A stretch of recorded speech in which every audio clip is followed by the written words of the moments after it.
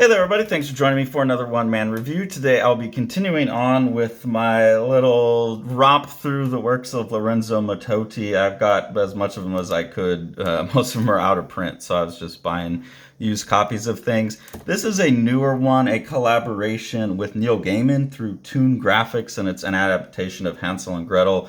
What happened was, according to the book, is Mattotti did all the drawings first, based on just the original myth or the original Grimm's fairy tale, and then Neil Gaiman came in and based on Mattotti's drawings, like took the vibe, I guess, vibe checks for, or whatever, to inspire his writings.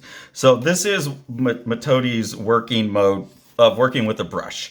He has a working mode with the brush, he has a working mode with pastels, stylistically, he has a working mode with pens. His pen and ink style is similar to his brush style in that it builds up lots of directional marks. So lots of things that show volume or movement or whatever. Lots of cross-hatching, but like with weird patterns. Like here you see there's circular patterns.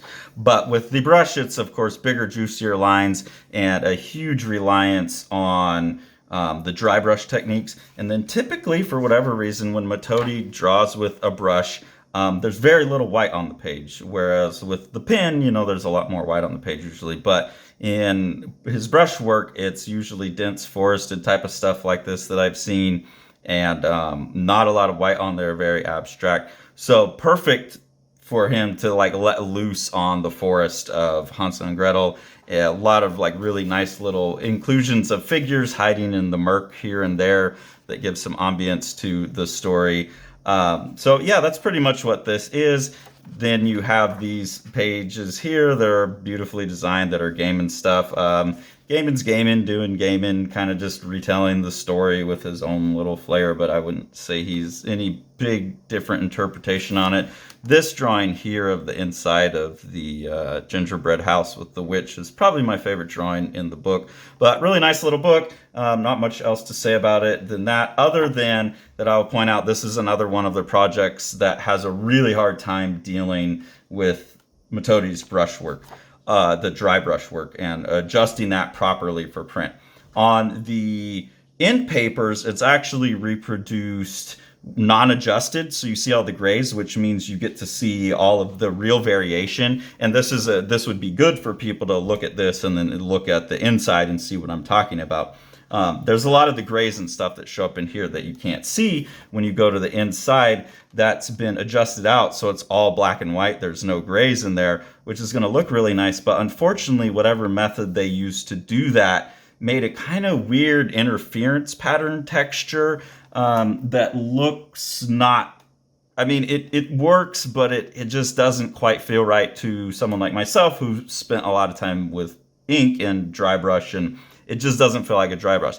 This stuff feels like a dry brush, but the problem with this is they haven't sharpened it. So this, they've adjusted it and sharpened it probably, and they've lost the detail. On this one, they've not even sharpened it. So it's a much better representation of the values, but some of the texture gets lost. So tricky production stuff that I only know about because I work with Sean and because Sean's so damn good at what he does that he's figured out these little tweaks. Probably no one else will notice it, but it's something I have to point out because when I'm looking at Mattotti's work, I'm super in love with his dry brush stuff. And when I see it here, it works. And I have a book of his New Yorker covers that, and some of his paintings and stuff that show more of his process, and those books actually know how to reproduce it well. So it's not like it's never been done with his work. So I think it's worth mentioning, and also just trying to, I don't know, make a bit more visually aware and educated audience. This book is a good example of seeing it unadjusted but not sharpened, and then like kind of over sharpened and over adjusted.